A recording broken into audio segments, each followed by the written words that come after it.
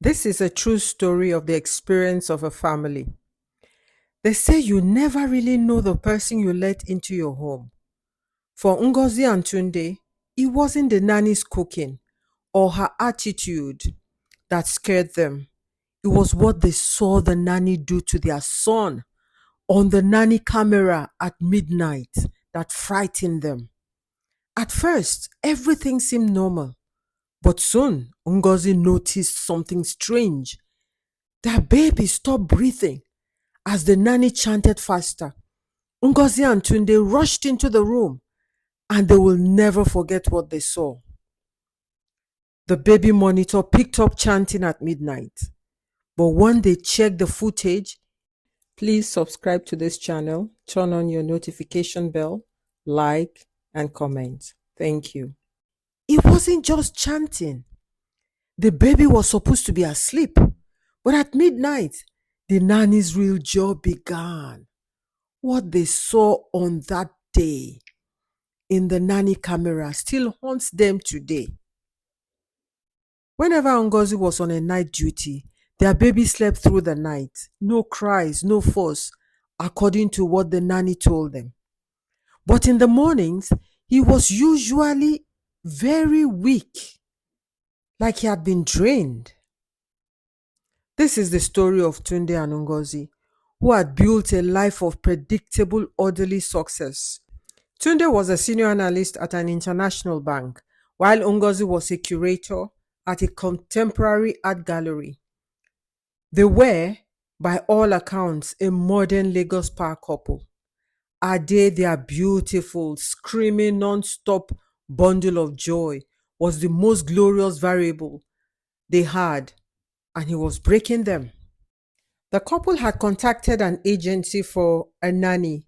Then they found Sister Rebecca through a recommendation from a colleague at Tunde's church.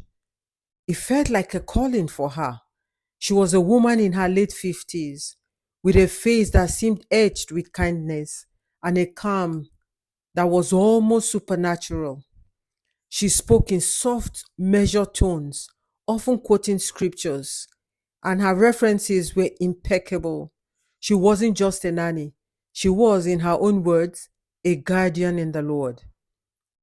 In the first week, she transformed their home.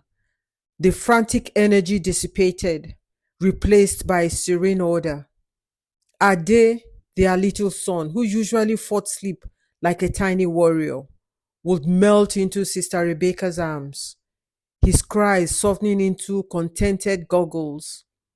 The apartment was spotless. The scent of baby powder and Dettol was replaced by the faint, pleasant aroma of frankincense, which she said cleansed the air of bad spirits. Tunde was overjoyed. Ngozi, she's a miracle, he would say, watching and admiring the skills Sister Rebecca displayed with their son. And he would often say Sister Rebecca was a true blessing. Ngozi agreed mostly. But there were doubts. Her humming, for instance, the melodies were beautiful, but they were in a language Ngozi could not place. When Ngozi asked, Sister Rebecca simply smiled and said, "It is the tongue of angels, my dear, for a blessed child." She deflected all personal questions with the same relaxed smile and a well placed Bible verse. When asked where she was from, her reply was, "My home is in the house of the Lord." Did she have children of her own? "All of God's children are mine," she will say. It was impossible to get a straight answer from her. Her answers felt like a wall. The incident that planted the real seed of doubt happened on a Tuesday. Ngozi came home from the gallery early, a meeting having been cancelled. As she let herself into the house, she heard Sister Rebecca's voice from the nursery speaking. The tone was different, still low, but were intense, rhythmic, almost like an incantation. Ngozi walked into the door, which was slightly ajar. She did not see Rebecca, only Ade, her son, in his crib. He was fast asleep, but his little fists were clenched.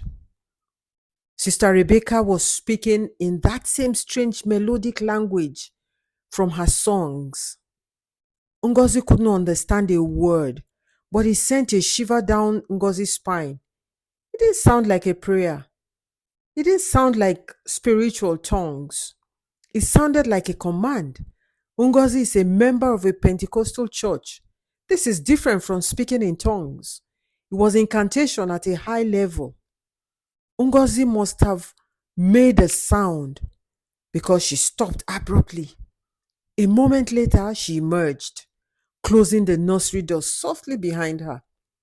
She didn't look startled to see Ngozi, but her serene smile was firmly in place. Welcome home, Ngozi.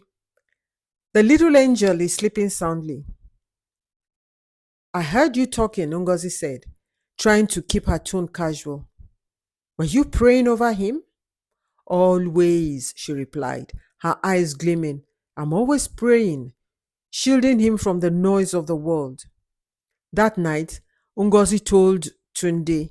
He listened patiently, then dismissed her concerns with a logical wave of his hand. Ngozi, darling, she's a deeply religious woman. It's a bit strange to us, but it's harmless. Look at her day. He's never been happier or healthier. He was right, of course, but Ngozi couldn't shake the feeling of that rhythmic commanding tone. Then Tunde, the ever pragmatist, came up with the solution. Look, so we can have peace of mind. Let's get a nanny camera, a small one. We won't even tell her. We'll see that she's just a bit eccentric and you'll feel better. Alas, the baby stopped breathing as the nanny chanted faster. Ngozi and Tunde rushed into the room. They will never forget what they saw. Installing the camera felt like a betrayal. It was a tiny discreet device disguised as a USB charger, plugged into the wall opposite the crib. The next day, Tunde was already half asleep. Just one look at the camera, Ngozi whispered. The feed showed the nursery full in the soft orange glow of the night light. Ngozi was about to put the phone down when the nursery door opened silently. Sister Rebecca glided into the room. She wasn't in her usual uniform, but dressed in a red wrapper. She moved with a purpose that was different from her daytime demeanor. She didn't check on the baby. Instead, she walked to the center of the room, her face painted in white chalk, and stood perfectly still, her back to the camera, facing the crib. The clock on the wall ticked over to 12 a.m.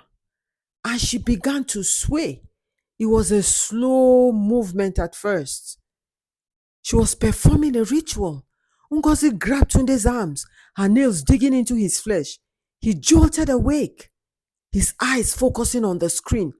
They watched, frozen in a state of shared, silent horror, as the woman they trusted with their only child began her midnight call in the heart of their home. At midnight, their nanny wasn't rocking their baby to sleep like they thought. She was summoning something else. Ngozi and Tunde thought they hired a help for their child. Instead, they brought in a ritualist in their home. Ngozi just kept her eyes glued to the phone screen.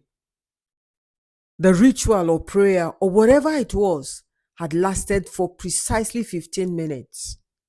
At 12:15 a.m., Rebecca had stopped as abruptly as she had begun, bowed her head once towards the crib, and she laughed mischievously as she moved around the crib 3 times and glided out of the room as silently as she had entered. No sacrificial knives, only Rebecca dressed in a red wrapper and the head tie, and her face painted in white chalk. Then Tunde and Ngozi consulted with their pastor, Pastor Collins, and the police in readiness for a repeat. The next day, at exactly 11:55 p.m., they were in bed and both the pastor and the policemen took their positions. Tunde and Ngozi brought out the phone to observe the nursery. The nursery door opened at exactly 11:55 p.m. Sister Rebecca entered dressed in the same red simple wrapper, her face painted in white. She took her position in the center of the room. The clock turned 12 a.m. and the ritual began. But this time, it was different. She had brought things with her. She put Ade, their son, in the center of the circle. From a small bag, she began to bring out her ritual items. Please subscribe to this channel, turn on your notification bell, like, and comment. Thank you. Black wooden beads, which she draped over her wrist. Then she produced a small carved wooden bowl, a miniature calabash. She knelt, placing the bowl on the floor, then a pinch of salt, or perhaps sand. Then her head rolled back and her eyes, for a split second, it seemed to roll back into her head, showing only the whites. Then it happened. She began to chant upon the child, and then the pastor rushed into the room where the nanny and the baby were, followed by Ngozi and the two police officers. The pastor began to address Rebecca very seriously in prayers. As the pastor prayed, suddenly the nanny vanished, leaving her ritual items behind. Then the pastor immediately turned to Ade, their son, and began to pray for Ade and breaking every hold of Rebecca on him. The family was finally set free, and they invited Tunde's mother to help with Ade.